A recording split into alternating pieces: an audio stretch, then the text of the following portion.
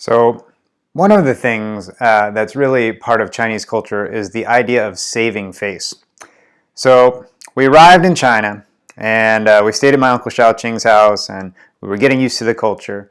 But another thing we needed to do was figure out, where were we going to work and where were we going to live. So the reason we decided to go to China is my wife really wanted to travel and live somewhere for a year. And I did not particularly want to do that. And so she said, well, if you want to marry me, we need to do it. She said, so where would you go if you were going to travel somewhere for a year? And I said, well, I guess China, because I've always been curious about it and, it's half my heritage. So we went to my mom and we told my mom and she was really excited about it. And she said, we actually support a high school that your great-great-grandfather founded in the hometown of your grandmother. And she said, I can contact them. So this was a long time ago, and they had something called fax machines.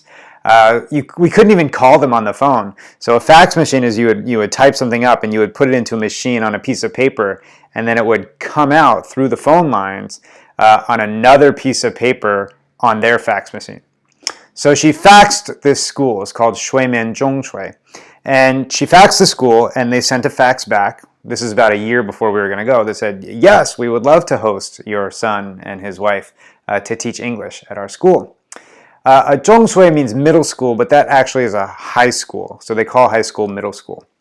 And so we were super excited. We were like, this is great. So we bought our tickets to fly out there. And after a couple months, we were like, can you fax them to see if they're going to get our visa for us? Because you have to get a visa that allows you to stay there for anything longer than, I think, a few weeks. Maybe 10 weeks you can stay there as a tourist. But if you want to live there, you have to have another visa.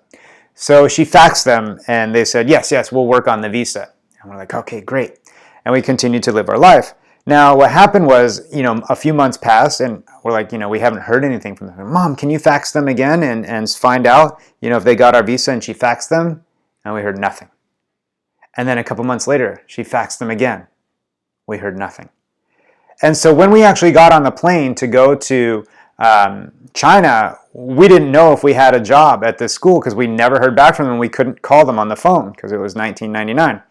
And so my uncle, Xiao Jojo, was at that time, he's the one who picked us up at the airport. He at that time was a pretty high-powered vice president for an American company that manufactured chemicals, and they sold it in China. And he was like the head of the Chinese division of this company.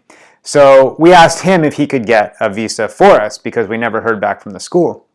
And so he filled out a form, and we actually had to come in as engineers for his company. So we arrived with a 6-month visa as engineers for his company. And when we got there, we called the school because finally we could call them. We didn't have to deal with this fax machine back and forth. And we literally hadn't heard from the school for 9 months. So we called the school, and he's talking on the phone with them in Chinese, and I don't really know what's going on because my Chinese is not very good. And like, what are they saying? What are they saying? What are they saying? And so he calls them, and they say, yeah, we'd love for them to come down. We have a position for them. And so he hung up. We're like super excited. Like, well, if they had a position for us and they wanted us to come, how come they never got our visa for us? So it turns out that in China at that time, if you wanted to host a foreigner at your school, you had to have some specific rules that you followed because foreigners as guests, remember guests are treated the best of everything, foreigners as guests had to have certain amenities, which means things that they had that made them comfortable, that you had to provide. So the school, in order to have foreign teachers, had to have a separate living facility, and that living facility had to have a security guard 24 hours a day. So this is just a high school in the countryside, a small town in China. They don't have the resources to pay for all that. So the reason they never faxed us back is because they knew they couldn't actually get the visa for us because they couldn't provide those things. But once we were in the country and had gotten our own visa, then they were like, great, come on down. So we went to my Xiao Jojo and we're like, Xiao Jojo, why didn't they tell us beforehand that they couldn't do this? And he said, well, they didn't want to lose face. And we're like, oh. So what is lose face? Lose face is a thing in Asian culture and Chinese culture as well. which is where you don't want to lose the respect of other people by doing things wrong or by appearing to not be able to do things. So if they had admitted to us that they couldn't get the visa because they weren't a big enough school and they didn't have the resources, they would have been losing face.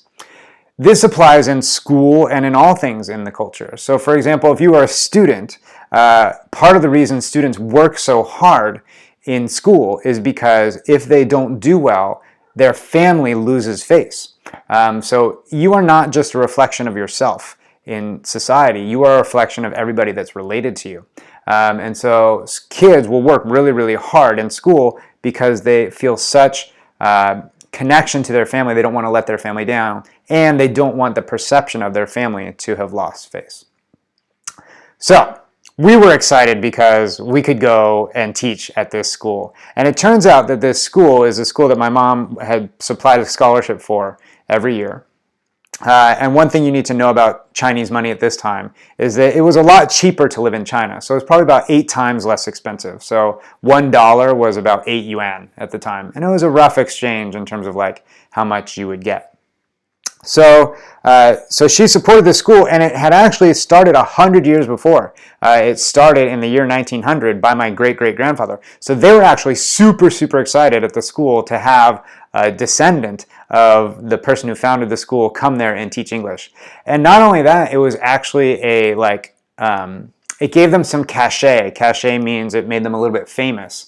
And it brought their standing up to have a foreign teacher, because remember, you have to have all these things in order to have a foreign teacher. And here I just showed up with my wife to teach for free, basically, because when we got there, they asked us, how much do you want us to pay you? Because they didn't know how much Americans make.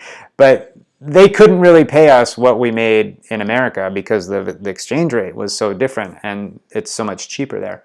And so we actually told them, you just pay us whatever you pay teachers.